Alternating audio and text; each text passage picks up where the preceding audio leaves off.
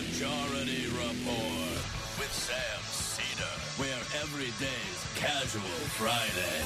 That means Monday is Casual Monday, Tuesday, Casual Tuesday, Wednesday, Casual Hump Day, Thursday, Casual Thurs, that's what we call it, and Friday, Casual Shabbat. The Majority Report with Sam Seder.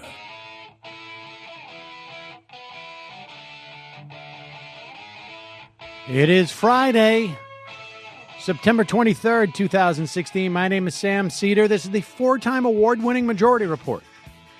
We are broadcasting live steps from the industrially ravaged Gowanus Canal in the heartland of America, downtown Brooklyn, USA. It's Casual Friday, folks. I feel like crap. But that will not prevent the great Cliff Schecter from coming and making my day. Then, from the road, traveling, I don't know where he is, Andy Kindler will join us. Meanwhile, the Trump-Clinton debate just 36 business hours away. It's happening Monday night.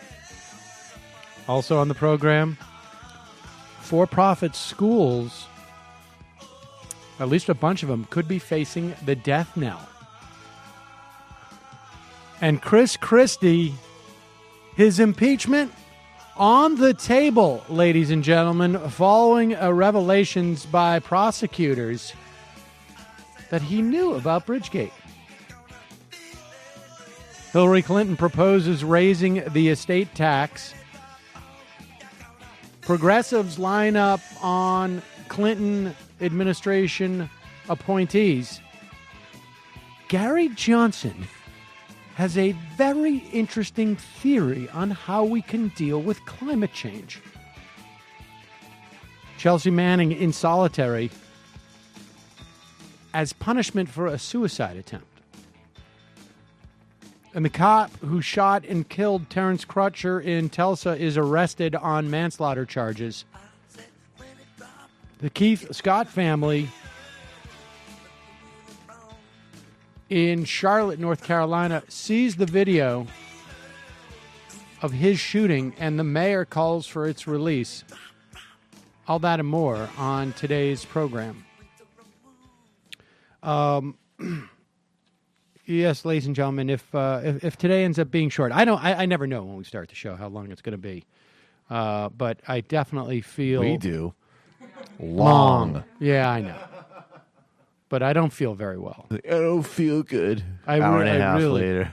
Well, that's right. It was budget numbers are all over the place. Well, that's oh, my the God. problem. Are you a libertarian? Would you like to talk for 45 minutes? That's like vitamin C for me. Honestly, it's that 4 o'clock. I guess we should end. Okay. That is the problem. By the time I get like 20 minutes into the show, it's all of a sudden I feel like, and then literally like 30 seconds after the show is over, I'm just like, oh God, I can't walk. You just deflate. It's like all of you remember something that annoyed you or something that was amusing, and you're like, you know what, blah, blah, blah, blah, blah. And then you get that out of your system, and then you just sink in your chair. That's right. And totally deflate. I think like literally at the end of one of the shows this week on YouTube, somebody was like, you look like you passed out at the end of it. I don't know if it was yesterday or the day before, but I felt like all of a sudden like the cold came on 3/4 of the way through the show. So it was probably like an hour 7 of the show. You said that you felt like you had a cold maybe 15 seconds after we were done. Yeah. Yeah. Sunk down into your chair. That's what happened. So we'll see. I'm already feeling better just talking about this. I should tell you also, got into a little Twitter tussle. You know, we had that debate with Jimmy Dore the other day. And Our I thought friend. What's that? Our friend. Yes, Jimmy our Dore. friend Jimmy Dore. Yes. And I thought it was over. I was perfectly satisfied with how it came out. But Jimmy seemed to want to relitigate it on Twitter. And so I said, well, I'm happy to do this. Why don't you have me on your show? And he said that he would invite me.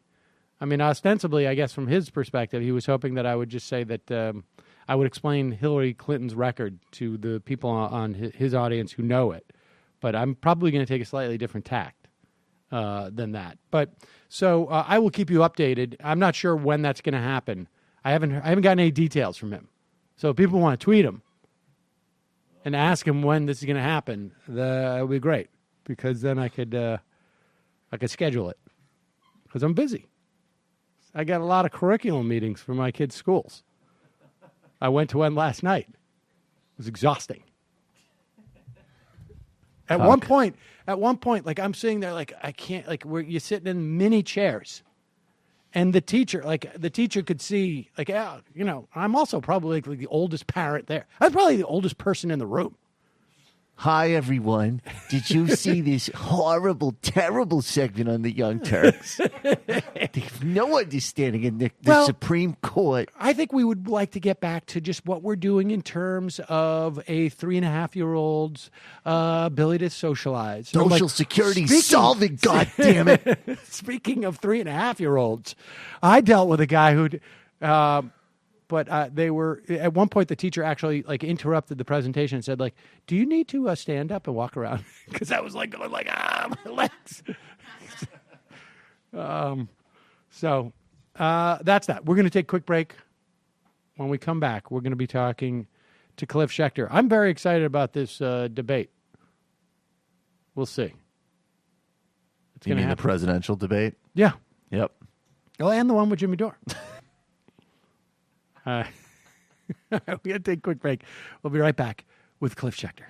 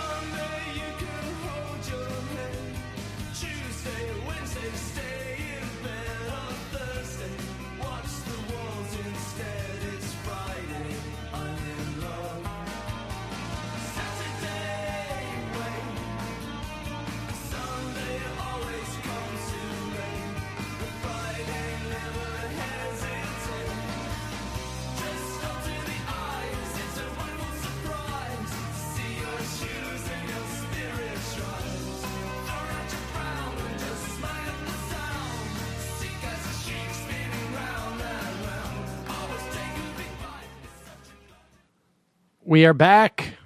Sam Seder on the Majority Report. Ladies and gentlemen, it's Casual Friday, and there's nothing that could make me feel physically better than actually listening to this song. Cliff Schecter, Libertas LLC. New media, public relations, and strategy. You want any of these services, you know who you gotta see. Cliff Schecter, LibertasLLC.com. Yes, ladies and gentlemen, Cliff Schecter. Hello, Cliff. How are you?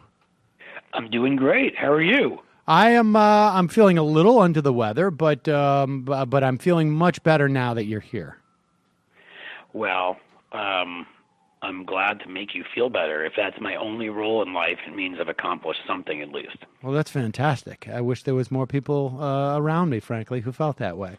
But exactly. I've heard Jimmy Dore feels that way, though. Oh my God.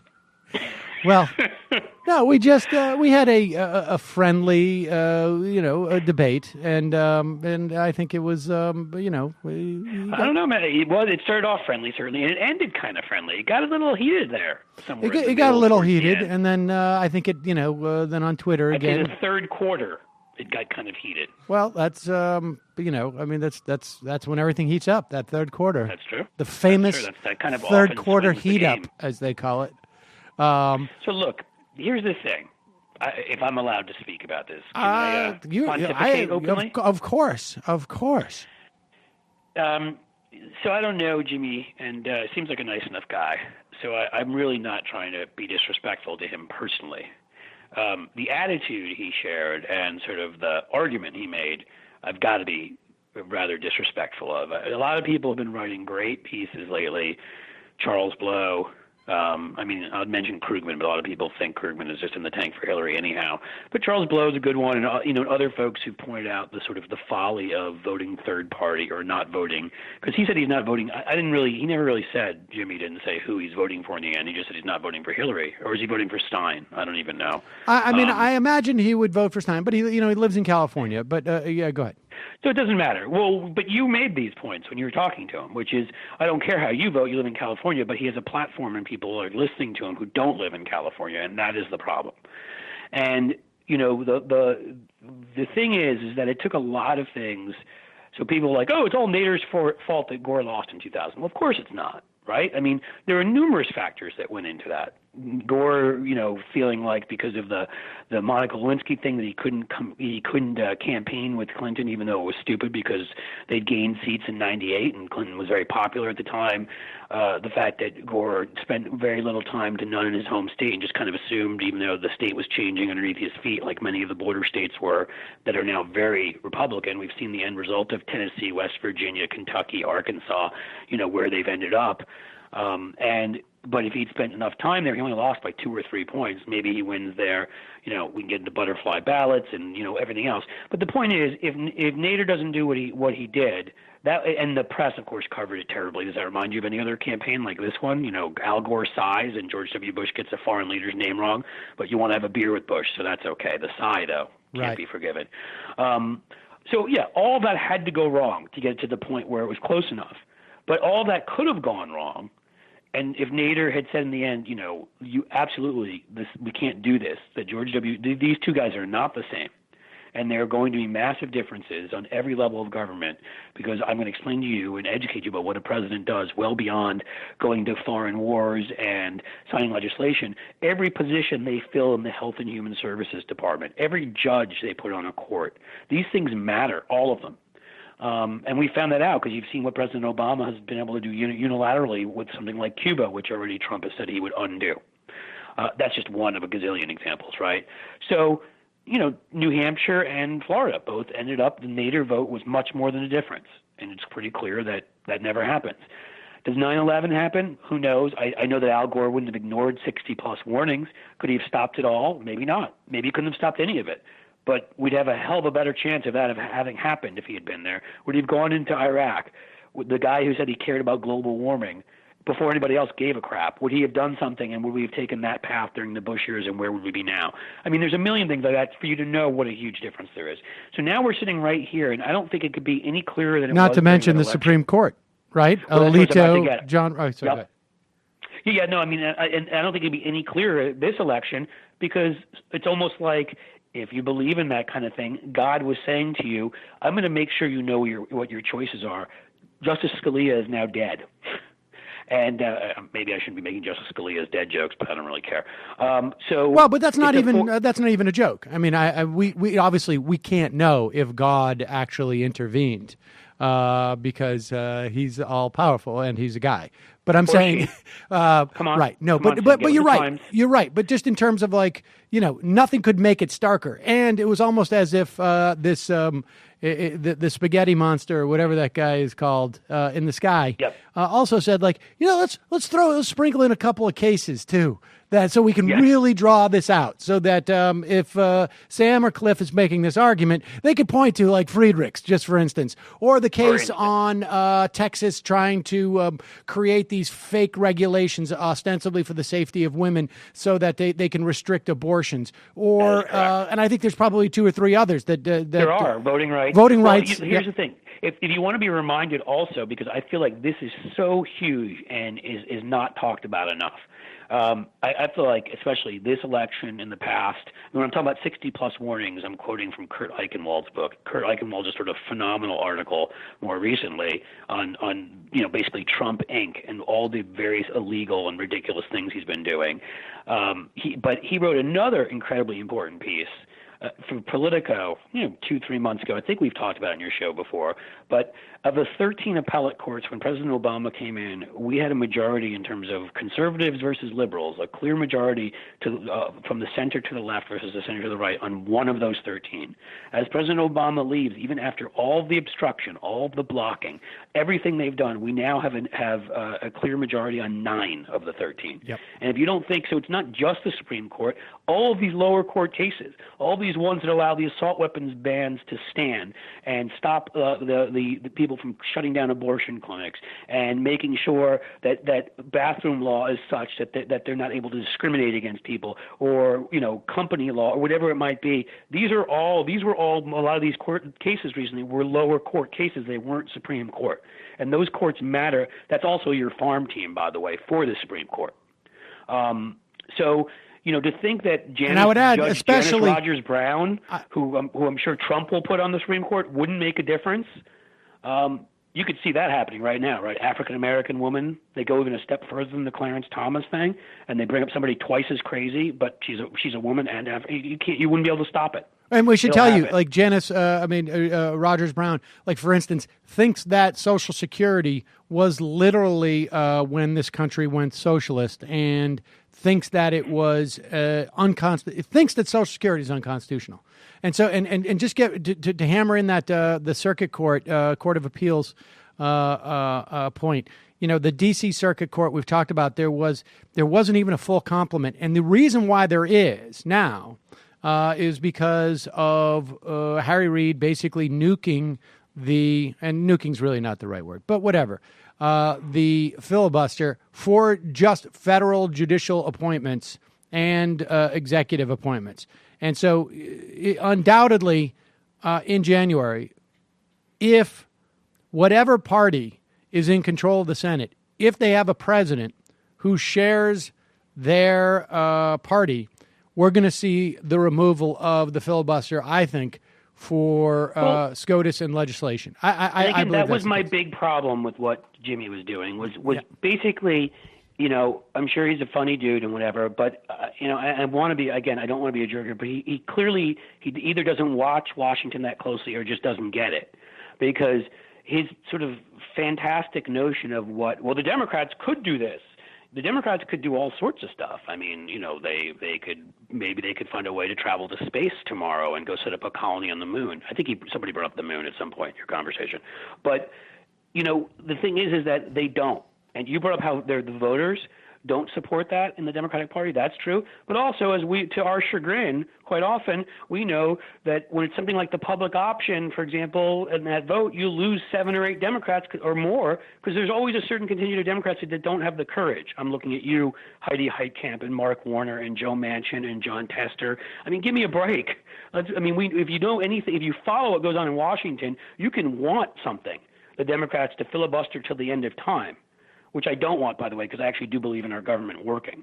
But even if I did want them to do that, they will not, because I've followed their behavior. I understand the way Washington works right now. One party works within accepted norms, and it took them until the Republicans essentially said, we're not allowing you to have any more judges, to even get rid of the filibuster on lower courts not the Supreme Court and not legislation, even though 90% of the country, just to pick one issue, wants background checks. We got 55 senators in support of it. That should have been enough, but they filibustered it. And did the Democrats say we're getting rid of the filibuster because 90% of the country wants something and the Republican Party won't let it happen? No, they did not. And they will not do it for anything else. So to think that this set of Democrats, whether you think it's a good idea or not, throw that aside, what your morality is and what you think they should do, they won't, because past behavior tells you these things. Past behavior tells you that the Republicans, long before Donald Trump came on the scene, have been breaking every norm of Washington that exists for about the last 20 years.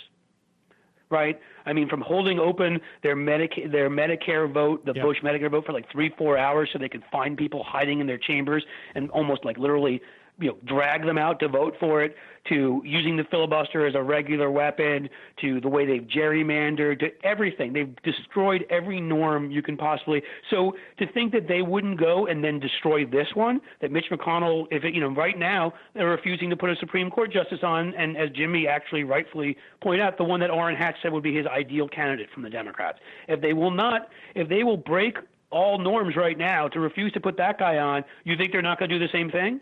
And next year, they'll break whatever norms they need to break. You've got a Texas governor right now who's refusing to listen to a judge. Right. That's some people's definition of a constitutional crisis. In terms of the voting rights. Yep. Decision. Right. As of right now, my guess is he's going to give in at some point and do it. But as of this moment, he's pulled an Andrew Jackson and basically just refused to listen to the courts, which are supposed to be the final arbiters of what happens in this country. We have basically a party right now that's almost like flypaper for maladjusted, misanthropic, authoritarian personalities. Chris Christie, Rudy Giuliani, Paul LePage, Donald Trump, Ted Cruz. These are people that don't get along in normal society with normal people. All right? They only dominate. That's why they exist. And so when knowing that, and Greg Abbott, of course, is one of those too, knowing that about them, to have some fancy notion of, no, the Democrats will still win the Senate and they'll block Trump, or the Republicans will stand up to Trump, and not. I mean, I don't know where the hell Jimmy's getting that from, that they'll stand up to Trump and not do what Trump doesn't give a crap. He's all about the power. The minute he gets there, if Paul Ryan says Social Security, Medicare, Medicaid, these are things of the past, Trump will be like, sure, where do I sign? Right.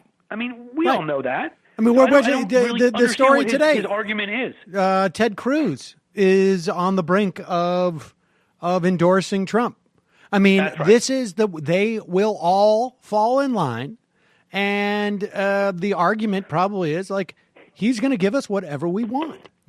Donald Trump is not on January 20th, 2017 going to go, I've really given it some thought, and I'm just going to go back to the positions that I've held dearly in my heart secretly for 30 years, which is an expansion of the social safety net. I think maybe That's true. Right. Everybody loves Eugene. Yeah. Hey, look. Listen, I've had a Eugene Debs. I secretly have had a Eugene Debs portrait on my wall right behind the one I had of Mussolini. And so in the last century, guys, there's been one, unless I'm forgetting something, one president successfully assassinated. All right? And Donald Trump accused Ted Cruz's dad of being involved in that assassination. Right. And Ted Cruz is about to endorse him. He sent out pictures of his wife on Twitter and called her ugly, and he's about to endorse him. These guys, all that matters is power. They are a collection of authority. The reason why the minute Roger Ailes leaves Fox, he ends up with them. These guys are all the same. There's a reason why they're all friends with each other. They all treat women terribly. They either have been involved in domestic abuse or 3-4 divorces, or they strand people on bridges and laugh about it, or they make jokes about people putting lube and taking it up to whatever. When I'm talking about Paul LePage now, and leave voicemails calling people other names I won't say on your show. They're just because they criticized him, they're all the same. Right? They're all drawn from the same poisoned well. And if you're going to put this party in full control of Washington, we've seen what happens when this party is in full control in Kansas, for example. All right? So to think, Wisconsin. again, Yes, Wisconsin, which in our history has been a relatively progressive state. Yep. And look at what they've done there. Yep. I'm just saying, like, right to work it's legislation, national right to work legislation. I guess you roll back parts of the National Labor Relations Act.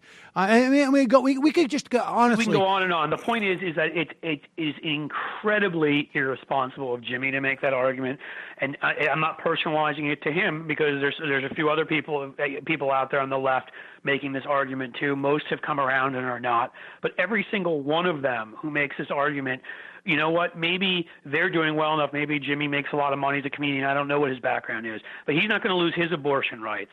And chances are he's not going to live in a neighborhood where now more guns will flood in and where cops will kill more people. And the implications for most people in this country of the Republicans entirely controlling the government is really too scary to think about. I'll probably be okay. You'll probably be okay, Sam. The people in your studio there will probably be okay.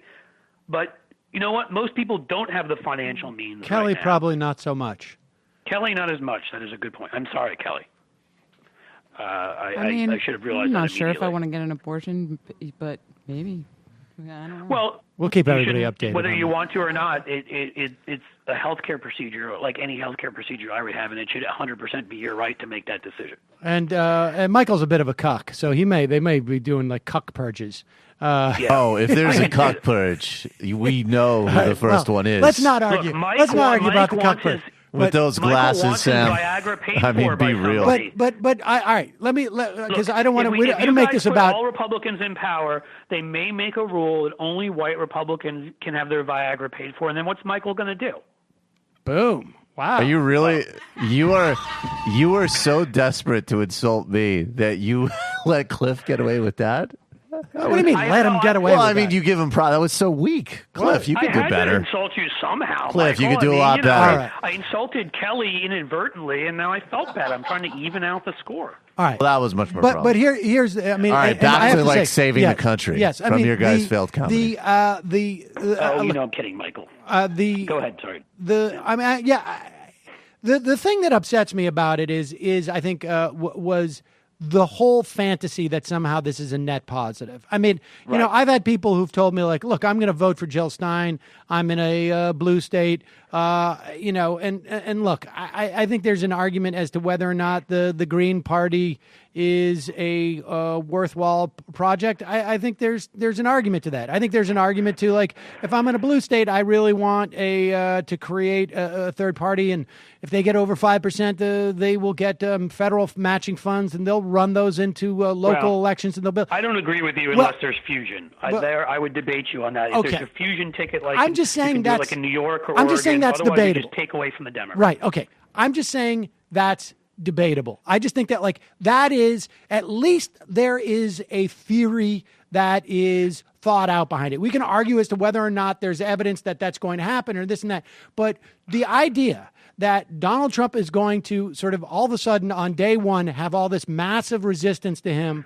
and even though he just won an election, and that the Supreme Court being 5-4, conservative to liberal, as much as I have some issues with that, but just in terms of like some of these major issues, the idea that it doesn't matter about, just on and on about all of the courts down the road, that we can weather the storm, whatever that means, is so fundamentally wrong. Just as a statement of fact and just analysis that just appointees. Do you remember when we went through and for just one or two examples in the Bush administration, and we found how they were purging attorneys. Yep. And they were literally putting attorneys in, and then this was happening in Health and Human Services too, people in from Liberty University. These are people that actually make decisions on a daily basis, right? If you don't know Liberty University, folks, think Jerry Falwell. And so they were taking people from religious, universities, and they were making decisions about law and healthcare based on that. Because what people forget, Michael Tomasky, I don't know if you've ever had him on your show or not, Sam, wrote a great piece I don't remember when he was younger and he grew up in West Virginia, and talking about somebody needing to call and get something done. And it was during the Clinton years, Bill Clinton years. And there was somebody who was a medium level person in the Health and Human Services Department. And there was some, I'm trying to remember all the deals. But long and short of it is they were able to get somebody on the phone who gave a crap and helped them. And what people don't get is how many of those types of offices a president fills. Right. And it's the courts, it's those offices, it's so much beyond, beyond what you think it just is. And so to screw around with all of that, and but even to tell people that it's not important.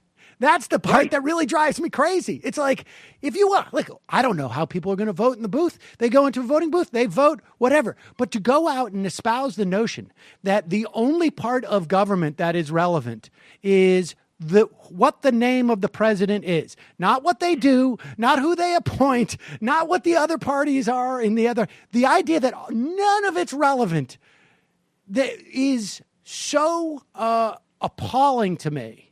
That's what really got me going. I mean, now it's happening again. So I'm trying to come back. The people have this fantasy when they're protected from the downside. It seems to be a very white male privileged fantasy. There's a guy who's like a radio personality in I think he's in Canada or somewhere, who used to follow me on Twitter and I don't believe does anymore, because when I started pushing for Hillary Clinton, he lost his mind on me, and his whole thing was right now, that we should just vote for Trump and tear the Band-Aid off. And my response to people always is, are you a child? I mean, honestly. Tear the Band-Aid. I mean, do you understand, I'm sure people initially thought Robespierre was awesome too, was radical, and we need to go in a more radical direction.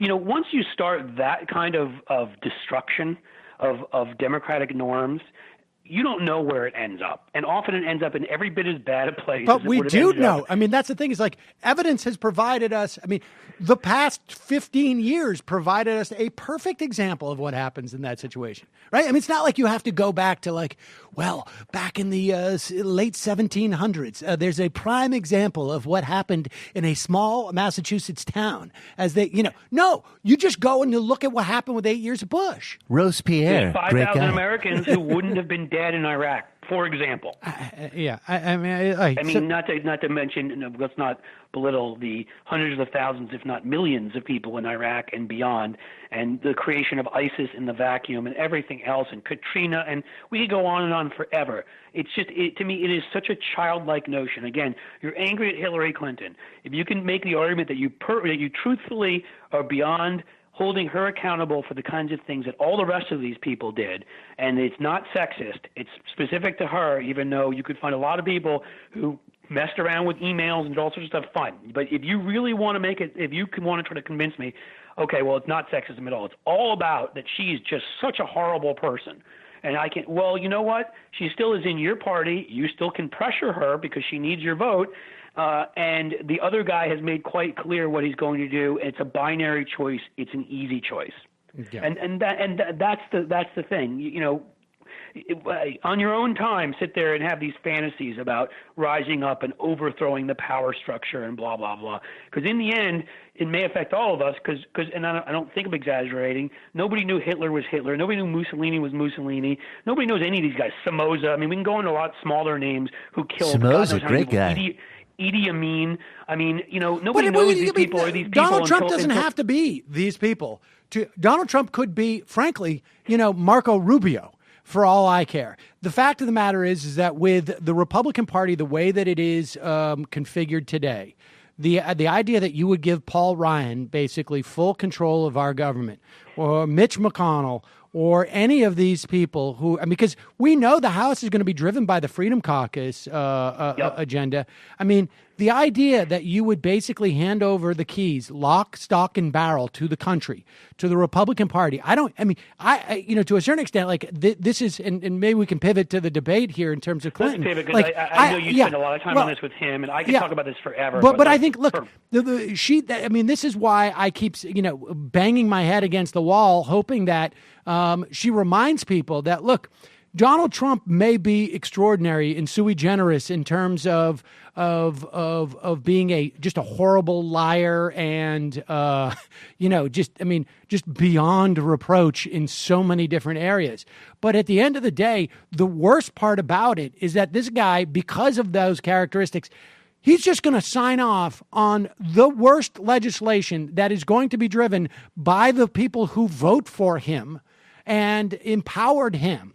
And so you're going to get stuff like you're going to get. I mean, go look into. People should just go look up like the ALEC preferred legislation. Pick out the worst aspects of everything that's happened in Wisconsin, and add. Add a magnitude of I don't know. And that's what we're going to get. They're just going to go full hog. And I don't know that there'll be a filibuster at that point, and it's going to be a wreck. I mean, and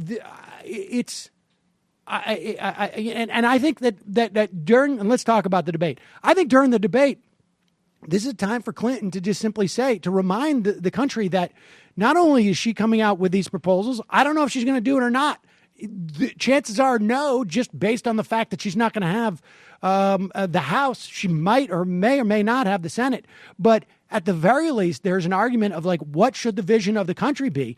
And it's not just the vision of the country's not just going to be giving license to racists and white nationalism. It's also going to be cutting Social Security, cutting the Medicaid for millions of people, cutting Medicare, maybe getting rid of Medicare. But you can't also undervalue what you just said, the cultural change, because look at when this guy has been able to control as much media as possible, even his dumbass Uday Hussein's son, who's been tweeting out this stuff with Skittles, and just think of Rwanda and the Hutu, the couple of guys who were trying to stoke all the violence, and referring to people as cockroaches.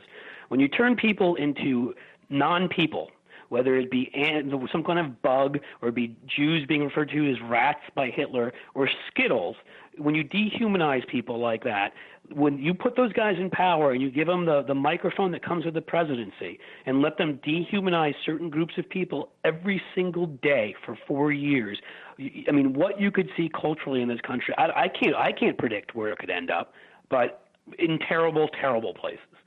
And that's what we're talking about here. It's the policy is a huge part of it. But culturally, I mean, already this guy has reopened old wounds and brought out the worst in just about everybody he possibly can.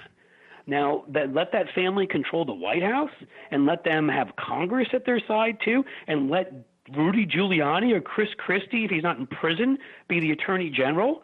And some of these other guys who who you're talking about putting on the Supreme Court, that was the other list that came out. He just added some more to his Supreme Court list, and in another ass-kissing gesture, put Mike Lee on there, because I think in addition to Ted Cruz, he figures it's a twofer there. He can get Mike Lee's endorsement. Some more Mormons come along, and don't fool yourself. Mormons are still outside of Utah, are a significant enough population in Nevada and Arizona and Colorado to make a difference in this thing. And so Lee, I noticed, rejected him immediately. I'm sorry. Oh yeah, he did. So I mean, he's trying to. He clearly is trying to win over, bring those guys in. I mean, the destruction that can be wrought by this guy culturally, I don't think that can be measured. I really don't. And so. Again, let's talk debates, because I don't want to overdo this. It's the kind of thing that I could talk about forever, because I heard the anger in your voice, and I think Jimmy, I think, is a friend of yours. I could be wrong, but I thought he was, and I would have been the same way, if not worse. Like, I was trying to contain my bubbling anger just listening to the exchange, because he was so sort of nonchalant and so kind of, oh no problem, the Democrats will just filibuster and everything will work out fine and unicorns will crap puppies and everyone will be happy. I mean, this is our country. This is our democracy. It's far from perfect. We need lots of things to move in the right direction, but nobody moves in the right direction if Trump comes in. And a few of us who are lucky enough to be white, male, and maybe not poor, maybe end up okay if the guy doesn't start a damn war. Everybody else suffers pretty bad. All right. Well, let's. Yeah. I mean, I agree. Obviously. All right. Let's pivot to the debate.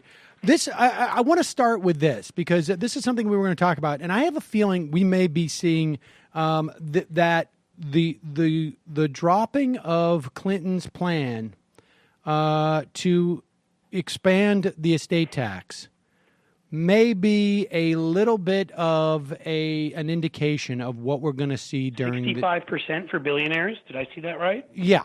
It basically that is incredible. I mean, it ups the progressive. estate tax. It ups the estate tax to 65% if you're over a certain amount. I'm not exactly sure what the number is, but it's basically a billionaire. I read that was billionaire. I just saw the top line of it, but people need to understand, just to stop for a second, how again. Many who don't give Hillary Clinton any credit for being progressive, even though she was one of the most progressive senators in there. Especially, that is incredible because we had moved to a place for years where no amount of tax could ever go above 50%. The talking point, people had the right to they had the right to at least take home more than half of what they made on blah, blah, blah. Even estates got to the point where we're talking death tax and you shouldn't have anything taken. It's a huge step. Yep. It really culturally the policy will bring in some money and will be very good. Culturally, that is an enormous step. Well, I mean, there's a couple of aspects about this. Like you say, it's going to bring in some money, not huge amounts of money, because we're dealing with such a small, tiny, infinitesimally, like literally you could fit all these people into a small bar mitzvah, if you will, or a nice sort of understated wedding. All the people who could pay this thing would show up at that wedding, essentially. And the amount of money, I mean, it could fund a couple of her programs. I mean, we're talking, several hundreds of millions of dollars, perhaps. But the point is that what it also does is it begins to decrease. Income inequality. But let's listen to Neil Cavuto talking about this, and then let's talk about embolism. I'm assuming. I just think, let's listen to Neil Cavuto talk about the estate tax here, because I wonder if this isn't a little bit, not what Neil Cavuto is doing, but I think it's quite a coincidence that Clinton drops this literally 2 days before the debate. Let's listen to Cavuto. This gives new meaning to the term tax to death. Word Hillary Clinton is proposing an even steeper hike in the estate tax than she has already. Forget 45%. She wants to take it all the way up to 65%. True, that 65% rate will ensnare only those worth more than $500 million. I'm sure startling news to her billionaire backers nonetheless. But she's already reduced the amount of what she calls rich estates. It's $5.45 million now. She wants to take that so-called threshold down to $3.5 million. Now, I know what you're thinking. Relax, this is just rich folks. Wrong. This is just the start. If history is any guide, what constitutes wealthy keeps going down, and the tax on that wealth, that keeps going up. Right now, the estate tax is 40% on estates worth more than $5.45 million. Then, inspired by Bernie Sanders, Ms. Clinton proposed hiking it to 45%, again on estates worth $3.5 million, then 50% on estates worth more than $10 million, and 55% to those worth more than $50 million. So you see where this is going. Now, again, I know what you're thinking. Even that lowest threshold of $3.5 million seems like a lot of money. But remember, this thing is not indexed to inflation. It won't seem like so much money many years from now. So a lot can change, including what is considered a lot. Remember when a $100,000 house seemed like a lot? Or a couple in that house making $100,000 seemed like a lot? Or $1 a gallon gas seemed like a lot? It didn't take a lot of years for a lot to change, except government's insatiable appetite for more. All right, so here's my point. He's hilarious on so many levels. Well, but here's my point. Someday the Jetsons will fly. In their cars, they will fly.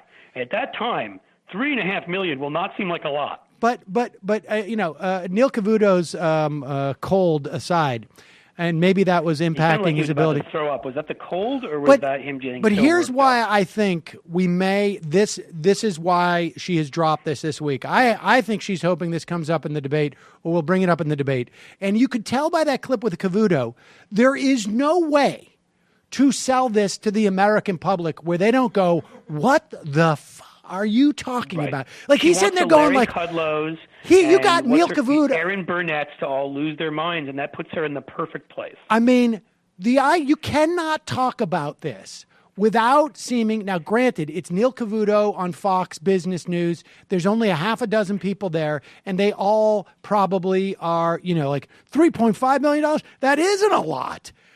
But for I'm sure there 99%. I don't want to take too long, but just this is one of the funnier stories, right? So give just 30 seconds if you'll indulge me. Go. I think it was 2004. I could be off, but I think it was. I went on Fox one time because I used to do that kind of silliness, and I went on Cavuto's show. And I'll never forget this sitting there, and I was making an argument. I think at the time Kerry was saying he was going to raise taxes on people making over $150,000 a year. It was something like that. And Cavuto sat there arguing. It just lets you know how far removed from reality they are. Cavuto sat there, and, just looked me in the eye, and he was sort of like, $150,000, that's not very much money. And that's where they're coming from. And Cavuto has no idea that to most people, making $150,000 in a year is like an incredibly good year. I think the strategy here is, I mean, I don't know, but I just find it very curious that this proposal comes out now. And it is aimed specifically at Donald Trump and probably literally maybe another 24 families tops in the country.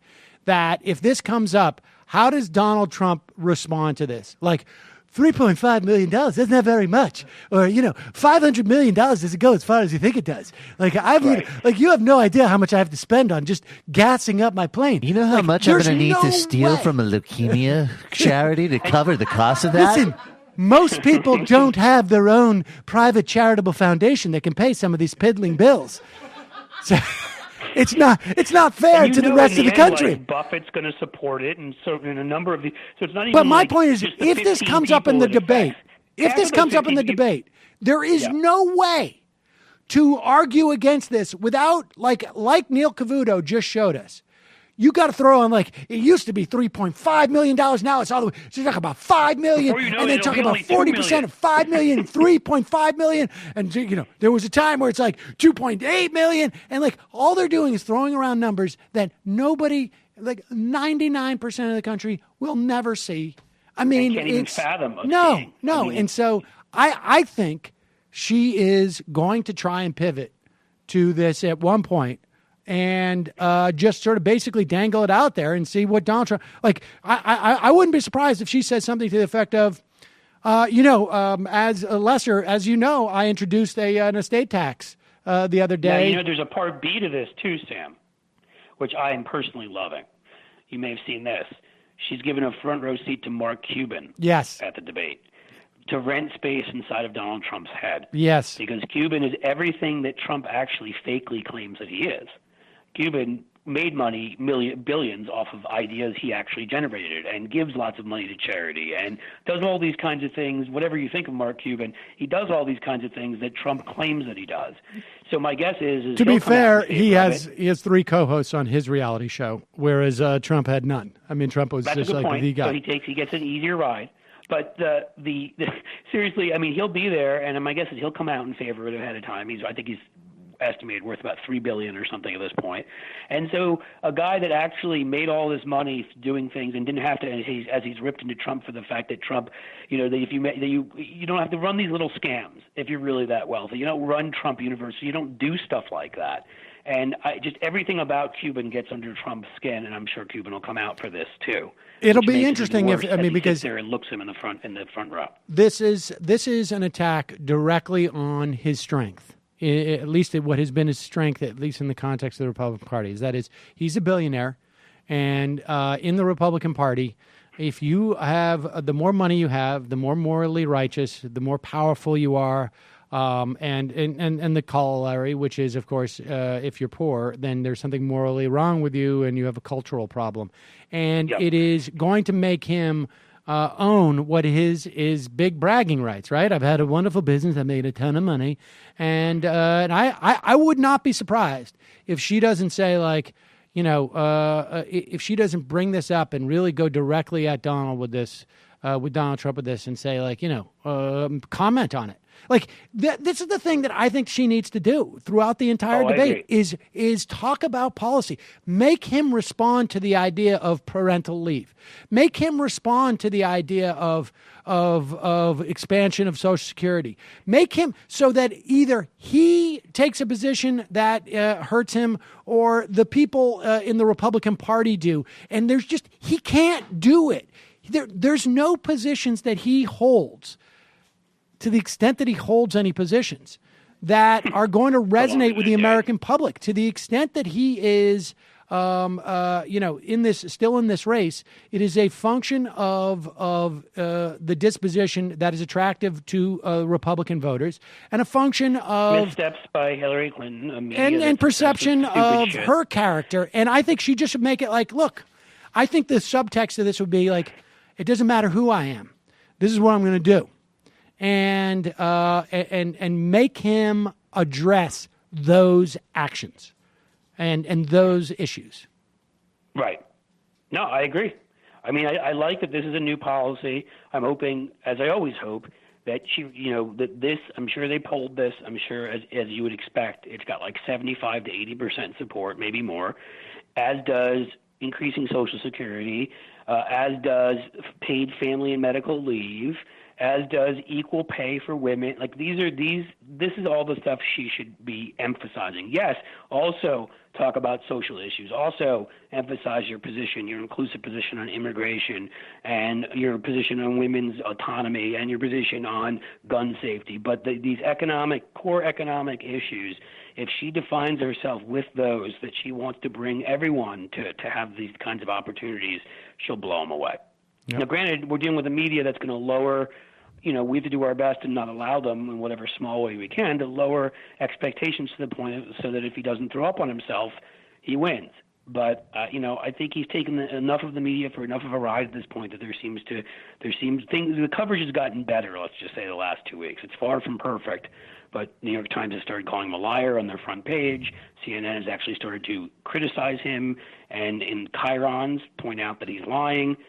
Will it continue? We have to try to make sure it continues, and that they actually cover this thing like it's a presidential election and not a baseball game or a popularity contest. So, Cliffy, we will talk more about this after the debate. We shall see. After the debate, and are we?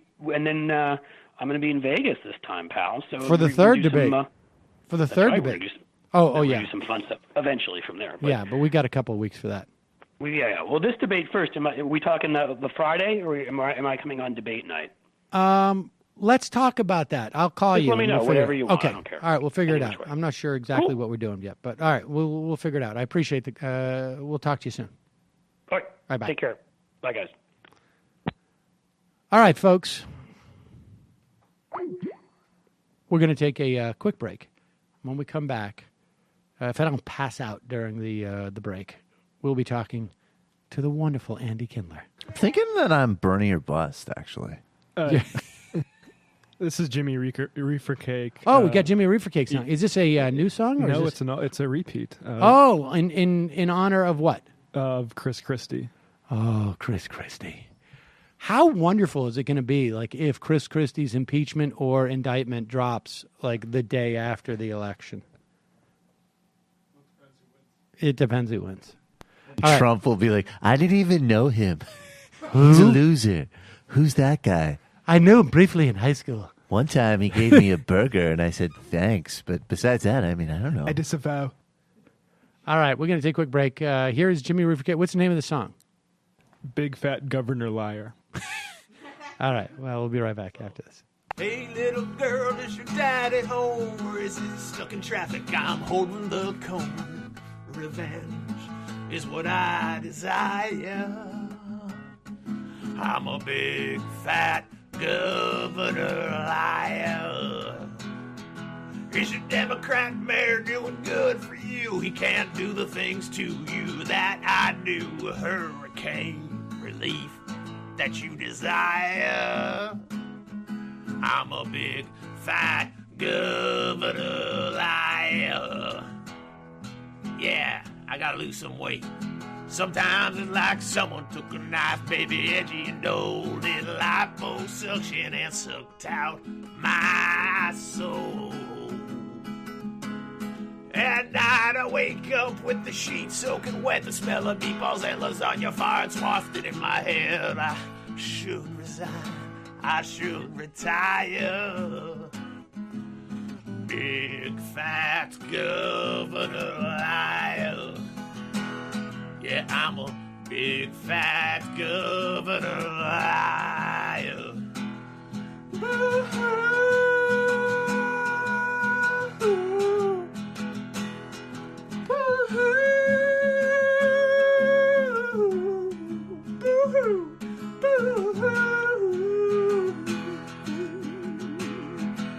Oh, woe is me.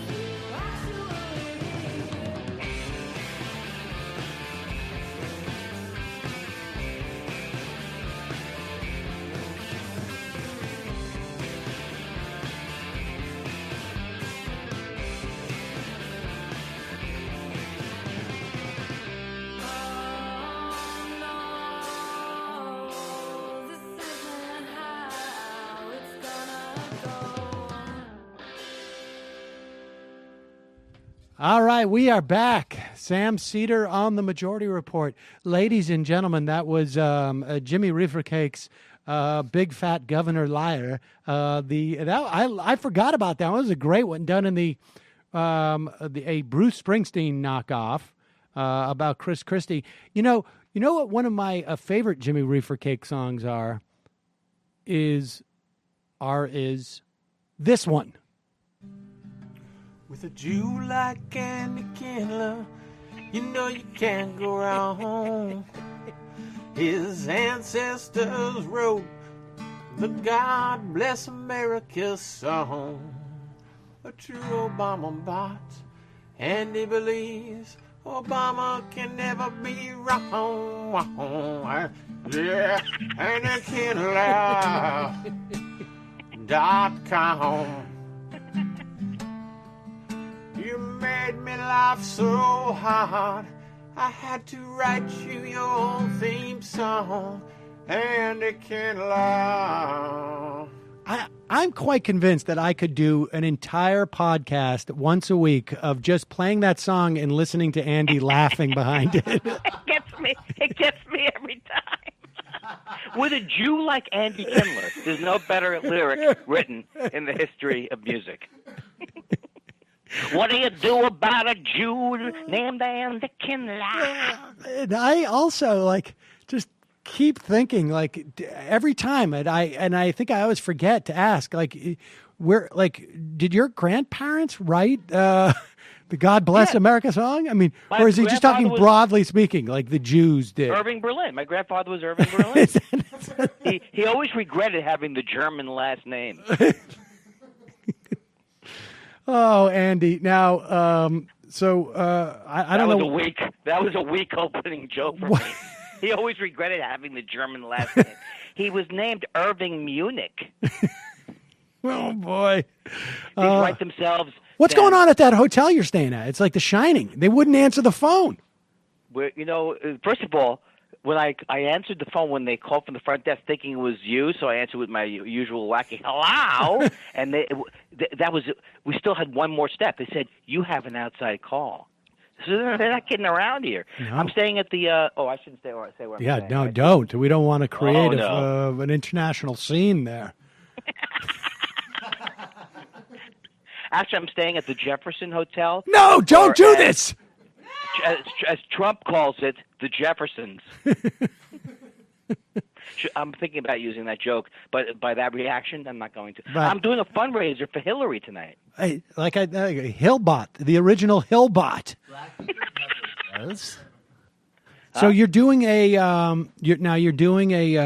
fundraiser. What kind? Tell us the details. Al Franken is hosting. Oh, I've heard about this one. And Schumer, it's Amy Schumer, Jeffrey Ross, and me. I can't even believe it. Wow! Why is it exclusively? It's an exclusively Jewish comedian fundraiser. It's only for George Soros generated. I'm getting a lot of George Soros trolls. A lot of there's a lot of anti-Semitism, anti-Hillary thing. I'm just giving you the news. I got what's the menorah? I know I get that they hate the Jews, but what's with the menorah memes? What are there menorah memes that you're getting? Yeah, I get this one guy who I finally did block because I was enjoying him for a while, but he. You block a lot of people on Twitter, don't you? I just would like to take a minute. I'm sorry, Andy. What was that? For the menorah memes. Oh yeah. Michael said, "You don't know what menorah?" No, he spends like literally 90% of the time in the office on Photoshop creating menorah memes to send to you.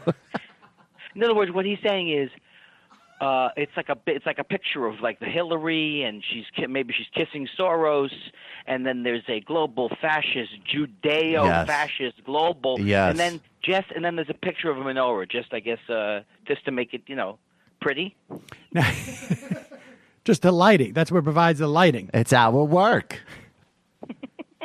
Hey, Sam, my favorite thing. Yeah. I keep thinking about Gary Johnson. And my favorite thing is the way he sounded like he was speaking to his nephew at Thanksgiving. What is Aleppo? it's something that happened at school. Right. What is Aleppo? Circle and time. What is Aleppo? Well, you know what? Now that you mentioned Gary Johnson, we should. I don't know if you've seen this clip, but this is a clip of Gary Johnson. And look, I happen to think that I would love to see the debates back in the realm of run by the League of Women Voters and have them decide who gets in as a third or fourth candidate, whatever they would do. I think it should be independently run. But so here is a clip of Gary Johnson sitting at a bench. I don't know if this MSNBC reporter, it's Casey somebody, I don't know if she found him on the bench or just actually set it up so they could sit down and talk to each other. But here he is talking about the debate, making the argument that all he needs to do is show up and people would look at the other two candidates and vote for him. But he decides to express himself as to like how he wouldn't have to talk in a very strange way. I don't know if you've seen this, but here is listen to this, Andy. Do you think if you were able to get on the debate stage that you could pull even with Trump and Clinton in these polls? I do. And it wouldn't have anything to do with my debate performance either. It would just be that people would recognize that there's another choice and that there would be an examination of me and Bill Weld as who we are and what we've done. and based on that. I think I could stand up there for the whole debate and not say anything and emerge as a leader. It is. That's not very presidential. Him sticking his tongue out and going, and the look on the reporter's face. She is freaked out. She is totally freaked out. I wonder if, like, he was like, I don't know if he was trying to be like super flirtatious with her, or I don't know what was going on there. Hey, check this out, I think I know what's going on there, because I don't know if you know that most third-party candidates have been androids. So I think he's saying that he'll be the first human third-party candidate. So people should be. I don't know. That wasn't a joke. That was more like what you would say on the way to executing a joke. But Andy, that is not the most ridiculous Gary Johnson clip we have today, since good. you brought it up. Okay. Now, to be fair, this clip is from, I think, 2012 or 2011. And Gary Johnson is speaking at some forum, I guess, anticipating running for president in 2012. He ran in 2012. People may not remember this. And Sam, let me just interject. You're not setting up one of those horrible Bill Maher desk pieces where he says, "We found our own footage." No. This is actually Johnson. Gary Johnson footage. Matt, do we have this? I want to hear more Bill Maher This is impressions. at the National Press Club. He is asked a question about global warming. And this is the thing that I think a lot of people, and we've had libertarians on here. I don't think anybody listening to this program is going to be terribly surprised by this answer. And Gary Johnson has gone to great lengths to avoid addressing any issues. So I actually think the idea of him going on a debate stage and putting his tongue in between his mouth and responding to every question that way would probably actually be an effective strategy for him, because people would just be like, he seemed a little bit awkward, but there was nothing he said that I could understand that would make me not vote for him. And this is why I think he would do that. Here he is at the National Press Club being asked about global warming. This is 2011.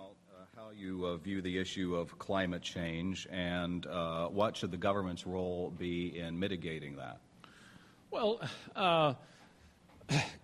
climate change. I think the world is getting warmer. I think that it's man-caused. That said, should we be engaged in cap and trade taxation? No, I don't think that we should.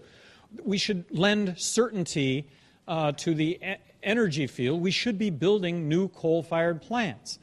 When you look at the amount of money that we're looking to spend on global warming in the trillions, and look at the result, I just argue that the result is completely inconsequential to the money that we would end up spending, and that we could direct those monies in other ways that would be much more beneficial to mankind. I mean, the long-term view, should we take the long-term view when it comes to global warming? I think that we should. And the long-term view is that in billions of years, the sun is going to actually grow and encompass the earth, right? So global warming is in our future. High on the hill was a lonely goat herd, lay-hoodle-lay-hoodle-lay-hoo. Loud was the voice of the lonely goat herd, lay-hoodle-lay-hoodle-loo. There you have it, Andy. We're all going to die anyways. Wait, I thought the sun. Look, as we know, I got close, but I'm no astronomer. But I thought the sun was going to burn out. That's how we were going to. Isn't that what's going to happen? Look, no, the sun will expand when it burns out. It goes through stages where it expands and it might envelop the earth. Oh, got it. Yeah, I love it. Oh, Aleppo. I love the way he, Aleppo. Oh, I see. Aleppo. I love the way he does the spelling bee thing. Got it. He does the spelling bee thing where he says the topic before he answers. Oh, climate change. Oh, climate change. CLIMATE change. And the thing is, he had this was a set piece too, because you could tell, because he said, in the long run, and then he realized, like, oh wait, no, I've got to set it up like this. Like, why not we take the long run view, which is we're all going to die anyways, so let's have more coal-fired power plants. But you never now, thought to of be it this fair, way. it was 5 years ago that he said this. Although, I mean, also to be fair, we're 5 years closer to the sun exploding. So, but I actually met a gentleman with a dashiki in an airport who told me that the sun is actually going to sustain us for all of history, and that the scientists have it wrong. So actually, maybe we should do something. Dashiki. I wish I had a reference as recent as Dashiki. Dashiki? I don't even know her. Oh my God! Wow. Okay, everybody, I'm going to just take over here. We'll see you on Monday. I think I have a fever. I think the sun is getting too hot. Oh my God! We've got to build another coal-fired power plant so we can cool off from the sun. It's sort of. I don't even understand the coal-fired thing part. Is he saying double down? Double down because we're all going to die. Is that what he's saying? Yeah, we're double down because we're all going to die. That's what it is. Well, it definitely is cheaper. It's cheaper to build the coal. I don't know what he's saying, but did that thing with where he's sticking his tongue out? Yeah. Was that after the? Is that what he thought he would do to recover from the Aleppo? Or does that predate the Aleppo incident? That's what you can imagine his advisor saying, like, "Look, they won't think about Aleppo now. This is the Aleppo. This is the Aleppo network. So whatever you do, don't say anything that they could understand as being stupid." And he said, "Oh, how about I talk like this?" My tongue hurts.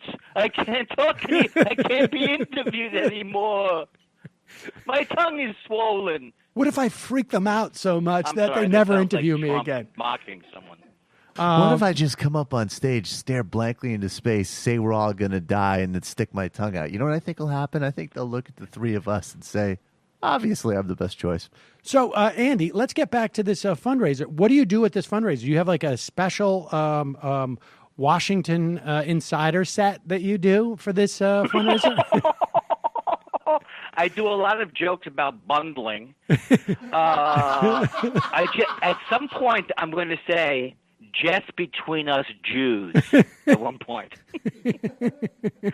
No, and I thought there would be some kind of huge back-end cash payoff for me, but I'm not getting. There's no money in it for me. Are you serious? You're not getting paid at all? There's no slush. Oh my gosh. No, I would not. I probably wouldn't take money.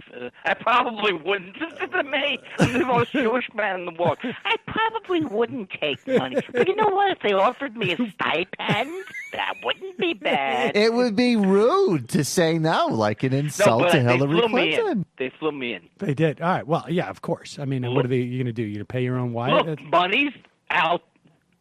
Money is out there. Right, I mean, money's out there. There's money. Someone has to have the money. Why shouldn't I get some money? Do you do some of your better? No, it's all free. It's tonight. Is it sold out at this point? Must be. I'm wondering. Amy Schumer and Al Franken? Should I do this? Should I do this joke? Ask me should I do the joke?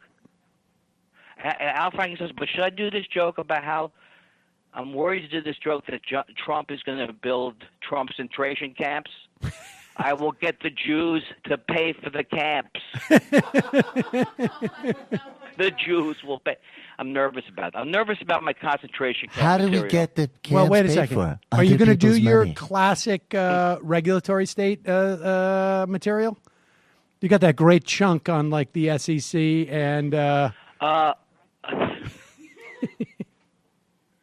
I stumped him. Well, I am going to do my gold standard material going back. I don't know what to do. I'm very nervous about it. Very nervous. They're just people. They're just people, Andy. Very just like nervous. you. Just like you, except for they control the world. But you guys have come around to me now. You guys a few months ago were, Jill Stein this and Jill Stein that. What are you talking about? And now it's that is ridiculous. There was never a Jill Stein moment. I remember you called me at home. Sam called me at home. I was phone banking for Jill Stein. He called me at home and he said, Andy, you must consider Jill Stein. She's a great communicator. You she should. Seems like a dynamite lady. You should just get up there and go like, I'm happy to do this, but I should tell you all, I'm voting for Jill Stein. Great opener. I'm telling you right now, Oh, you guys, now you're on my territory from fear. A few months ago, you were like, oh, maybe you shouldn't vote for, maybe you shouldn't vote at all. That's what you guys were saying. I was always on your side. What are you doing? For different reasons. You're throwing us out. He's joking. We were all. I love you're taking this opportunity to agree with the thing that never happened. Oh no! There was no Jill Stein thing happening, but no, you have been a Hillary supporter. Oh, you were the pro very, Hillary, very is beginning. what you're saying. It's not that I was pro Hillary. I was going to say that from the beginning. I think for different reasons. I'm not entirely clear on Andy's reasoning for liking Hillary from the start. It's real. I'll tell you what it was. Yeah? Okay. I only liked Hillary as opposed to Bernie because my objection was, and I still have the objection to, that your argument is because you're in politics and because you take money, that means you are by definition corrupt. I always thought that was a bad argument. I don't think Barack Obama is corrupt. And it always bothered me that he was making that argument. And also, I just felt Bernie had too much charisma. You're also a self-hating Jew. That's a separate issue. Yeah. Separate but related. Andy, can you print out one of those menorah tweets and get it blown up behind you for the fundraiser tonight? As your backdrop? One of those menorah memes. Yeah, menorah meme. It could just be the backdrop for everybody's set. Why are those people so bad, though, at Photoshop, the really anti-Semites? Is it because they hate Jews so much? They don't put enough time into the They don't Photoshop bother to part? learn. No, but that's why I was for Hillary. But I would have gone for someone else if there was someone else who could have reasonably won. I believe in the I don't know what I'm going to say. I was about to say something about the two-party system, but I always thought she was going to to win the primary, and so I was like, why don't I just spare myself the... And I agree with you. I didn't think that she was particularly corrupt for a politician or anything like that, and I like ladies. Bernie would be doing better, though. Totally identity politics. Oh, yeah, that's right. Oh, of course. Now, Of Andy, course. let me ask you this. Yeah. How do you, who asked you to be on this? I mean, without, I'm not, it's like, it's Amy Schumer. It is Al Franken. Who was the other Jew? Jeff Ross. Who asked? Was it Al? Was it Amy Schumer? Was it Jeff Ross? Well, here's the thing. There was Al Franken had a thing. Sarah Silverman had an event. I can say this, right? I'm looking at my wife like I gotta check everything. Sarah Silverman had like a fundraiser, and I met Al Franken. And years ago, I had done Tough Crowd. I don't like to brag about my credits, but I did do Tough Crowd. I bombed horribly. I did that as well. Tough Crowd. Did you do well on it? Because of course, I kicked. I scared Colin so much he never had me back on. I actually launched, and I don't always do this, but I launched into material, and it was so clear that I was launching into material that it was almost like time stopped, and it seemed like it went for an hour. Well, but, the problem was so because they were talking about one thing, and you just did a set piece on airplanes. Yes. Yeah, maybe don't you think feminism is crazy? They said, and you said, "What about the food and Coach?" What's up with Tupperware? I mean, what's it made out of? Tupper? Okay, I'm sorry. Go ahead. So I met Al Franken there, but then there's another gentleman named Steve Kessler, and he's like a director. So I think there's so much buzz going on for me, Al. So much buzz. How could they not? How could they not eventually use me? Please say hello to Franken for me. I love him. Obviously I worked with him at Air America, and it was one of like the best things about having been there. And there was the one, I still remember the night of that we had our big publicity launch for Air America, and Al introduced all of the hosts. And it was a big, there was press there, and there was a big night, and Al introduced me, and I went up and pretended I had laryngitis on the night before the launch, and I was just like, I'm sure it's all going to work out for us. I got my voice. And to have a liberal voice. Yes, and Franken complimented me after it, and I was just like, "Oh my God, this is great!" Like I was in heaven. Just to have Al Franken in any way validate my comedy. Well, he's so hilarious, and I met him when I first met him really, on the really ill-fated Chevy Chase Chevy Chase roast that I got cut out of. That's when I first met him. Ooh, geez, really? Yeah, How'd you I get got cut cut out out. Fitzsimmons got cut out. Lisa Lampanelli got left in. Of course. I followed Lisa Lampanelli. I can't believe. Did I tell you this? No. Did I tell you the story? 7 hours. I'm not. It was the only. I've said this before, but it was the only gig that was in danger of. I've ever been on that was in danger of going into a second day. And it was at the Friars Club. 7 hours in, I had to follow Lisa Lampanelli doing Christopher Reeve jokes. He was still alive. Christopher Reeve paralysis jokes. And then I had to try and put down show. But Al Franken was so hilarious. And she had stepped on all your material because you had all this other quadriplegic material that just at that point was just an old hat. You know what's tickling me? But when I'm not complaining about airplane food, Christopher Reeve can't walk no more. I guess not so super. Am I right? Am I right? You know what's tickling? I wish I had. You know what's tickling me? As a premise to joke. You know what tickles my fancy, humor-wise?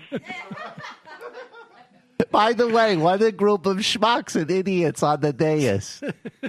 F all of you. Anyways, Christopher Reeve, fly, he can't even stand up anymore. Is friar an old Yiddish word meaning, why did I book this gig? Hello? Jack Carter, get your head out of the soup. So are you... Are you going around doing any sightseeing in D.C. or what? What am I, 12? Who am I, a rube? What did I just get off the high school bus from Trenton? And I'm going to... No, we're not going to do anything because I'm nervous. I don't... So what are you going to do, sit in the hotel all day? It's just like... Yeah, I know. Sit in the hotel room all day, just like frat with your wife. What is it? What do you Rickle? Sit in a hotel room with my hand up in the air and the flare going off, going hello, and the front desk goes, there's a fire drill. Hello, room service. Could you send me some more borscht? I have no idea. Borscht? I don't know. Oh my God, no. So I'm but afterwards. My wife and I. What's that? I don't know. What your wife and I? What are you going to do? Later we're going to have a lovely meal after the event. That's what we're planning. You're not going to go. Why don't you say to Al, like, give me a tour of the Senate chambers? I would love. Have you ever been on the Senate floor? No, the wife and I, we did the White House tour. Oh, the wife and I. The wife and I? The wife and I. That's her name. Are you staying in a hotel that transported you back to the 50s? The wife says to me, the missus says, hey, can we go into the Senate? Hey, Al, can you bring the missus and me into the Senate chambers? I'll tell you something. It really is. I don't know what I turned into. It's pretty cool. It's pretty cool. I've been down there once and walked on the Senate floor. Yeah. DC is really nice to just walk around. You should just walk around. Ooh, I don't like DC at all like that. But I mean, I lived there and you did? Yes, I well, sort of. Yeah. I went to the University of Maryland. I spent a lot of time in D.C., and then recently I spent some time there for some. It's a long story, but regulatory problems. No, but yeah, it's I guess coming from New York, anywhere that isn't just filled with garbage and horrible smells. But no, I think it's nice to walk around. Kelly lives in 1972 New York, incidentally. It's like the backdrop of Serpico. It's her specific No, I mean, you live in Park Slope, okay? I live in Bushwick. It's not. It's different. The same. It's different. So, anyway, that's my recommendation instead of sitting in a hotel room and thinking about how nervous you are. Yeah, why take a walk around the take a walk around the Lincoln Memorial and contemplate there. how important what you're doing tonight is. Work Yeah, on think your about something work else. on your Christopher Reeve material. Well, I'm just excited about my new Serpico reference, replacing my older stuff. Hey, Serpico, eyes this way, Serpico. Hey, Serpico, what's wrong? You don't like my my act? How many email jokes are you going to do tonight? No, I'm not going to do. Here's the thing: they don't have to worry about that with me. I would never do an anti-Hillary joke. I'm a company man, but I'm worried about. You going to do any? You all going to do I any care- Trump? You going to do any Trump material? Yeah, I already. That's nice. After I told you one of my Trump jokes, you say to me, "Any Trump material?" You don't remember the Trump joke? No, I don't remember. Man, you're out of it. No, he said that Trump is going to get the Jews to pay for his concentration camps. Yeah. It's called other people's money. That's right. I'm going to say I am going to open with. Do you think in Germany that they ever said things like, "When's Hitler going to pivot?" And then I'm going to do my comparing Hitler. I'm not comparing Trump to Hitler because at least Hitler was a veteran. I wouldn't. I don't know. It sounds more like pro-Hitler material to me than anti-Trump.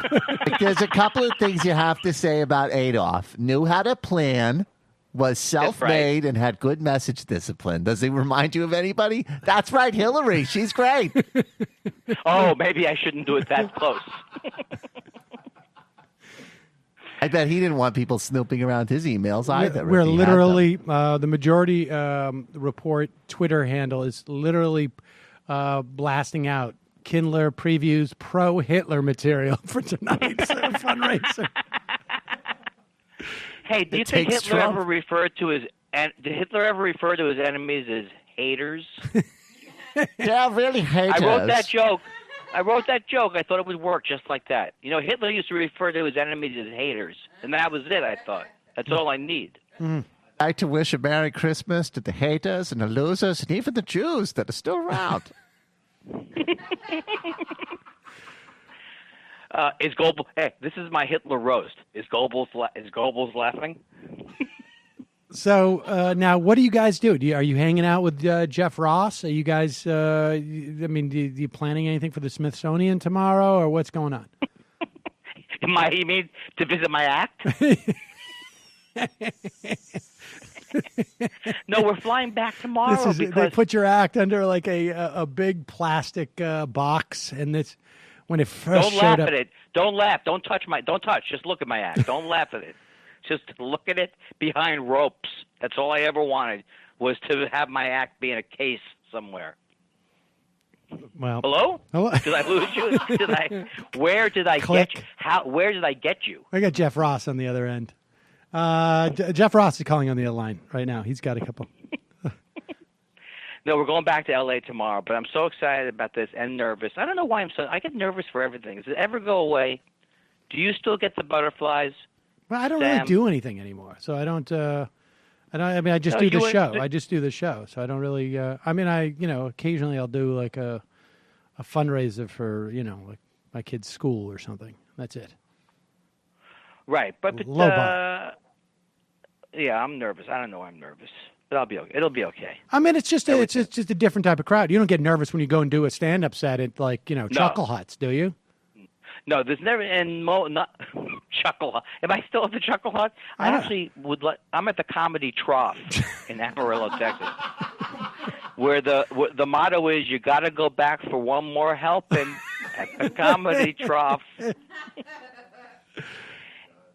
I'm hoping to be a spokesman for Golden Corral one day. Nobody knows those commercials. I'm fascinated by Jeff Foxworthy as a spokesman for. I don't even see that. If you like to hear him say sriracha.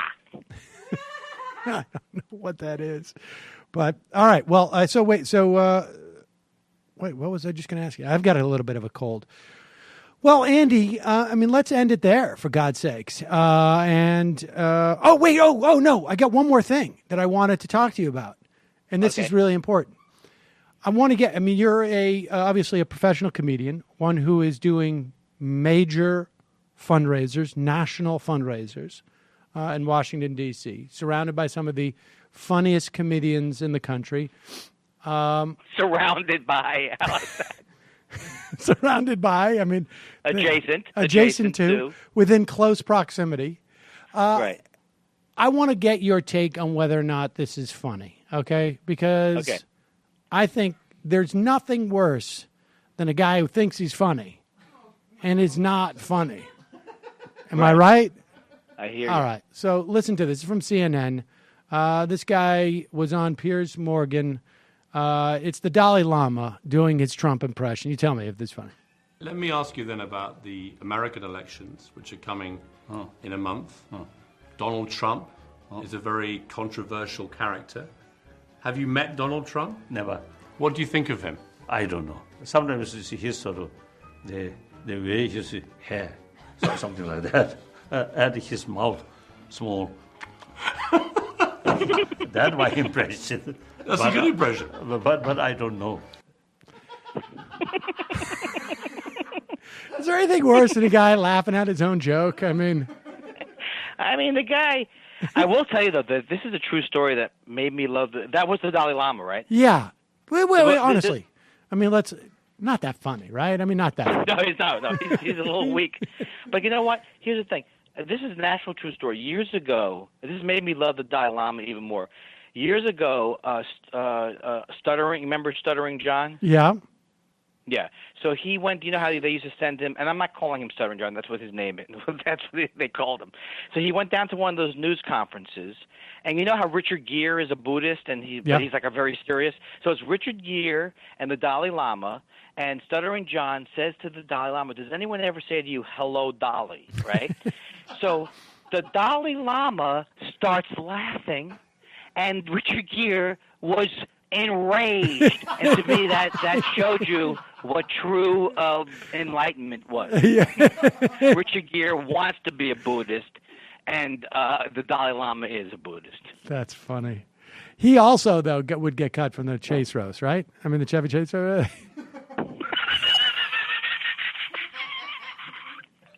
He said, how many... I don't know. Didn't he freak out though when he was like, "There's no fucking way I'm following Lisa Lampanelli," and that's why you ended up. Oh no, I'm not going behind Lisa Lampanelli. Fuck that, no. Just put up Kindler. Oh, you should see his rider. I mean, what he demands, the Dalai Lama. He demands 6 pairs of sandals. Andy, good luck tonight. I'm glad I closed with 6 pairs of sandals. That's all I'm going to tell you right now.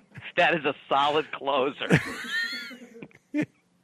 Good luck tonight. I want to hear how the pro Hitler material goes over tonight. I love you. All right, talk to you later. Thanks, buddy. All right, be good. Bye-bye. Andy Kindler, ladies and gentlemen. Andy Kindler. I really do like that, though. I hope he goes with that. They're like, and another thing, if we're being honest, that Hitler was very good about was consistent public messaging. Well, I mean, you never know what this guy's going to say. It doesn't have to be all doom and gloom about Trump. I mean, if you can come up with a couple of positive things to say about Hitler, you don't want to freak people out. I've been in a couple design classes where Nazi branding. I'm Nazi dead branding, serious. okay. And has been, we've. Well, naturally, I mean, it was very effective. Very effective. They're like red and black and white are the most effective colors, and they go through all of the stuff, and they're like, we're not endorsing Nazis. I thought you were going to say I've been in a couple of Photoshop classes where there was a lot of neo-Nazis, and they, and they're like design, not Photoshop. That like actual. And they were very nice people. They would always help out if you needed. Bankrolled by the Oculus Facebook guy. We should talk about that next week at least. Did you hear about that, Sam? The Oculus Facebook guy, Lucky Palmer or Palmer Lucky, I think is his name. Is that right? I think it's Palmer Lucky. Yeah, he's Facebook, like close to billionaire, and he has been. It came out, I think, in the Atlantic. I should know this better, but that he's been basically funding a industrial Trump meme generating machine. And really? Yeah. Oh, that's funny. No, they're anti-Hillary memes. Oh, they're anti. Right. Oh, that I didn't. Pro-Trump. No, So that's they're not. the anti-Hillary And names. anti-Semitic and stuff. Oh, good for him. That's great. Facebook. Well, but they also exaggerate how many hits they get, so it doesn't matter. Big day. Yeah, big day.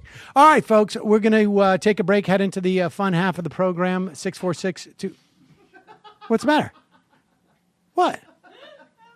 What? We're going to do another freebie? No. What? What was that? What were you upset about? Every time you call the half, I'm like, oh my gosh, really? And it's already All she's saying is that she's really into 2 the o'clock. show and she loves listening to you talk. It's been 3-hour shows all week. Oh, yeah. No, we're going to keep going. I love the He's show. going to be over there sniffling. I'm like literally like I love the show, but sometimes I dripping in just throw sweat my with the- pen in the air when You know say what's going to that. happen? It's going to be like, we really need to wrap this up. All right, one more call. Hey, Sam. I feel like you have not mentioned that Jill Stein is the only not war criminal president. And then I'll take us for another 45 minutes. Ladies and gentlemen, it's your membership that makes this show possible. Become a member today at jointhemajorityreport.com. Also, justcoffee.coop, fair trade coffee, tea, or chocolate. Use the coupon code Majority, get 10% off.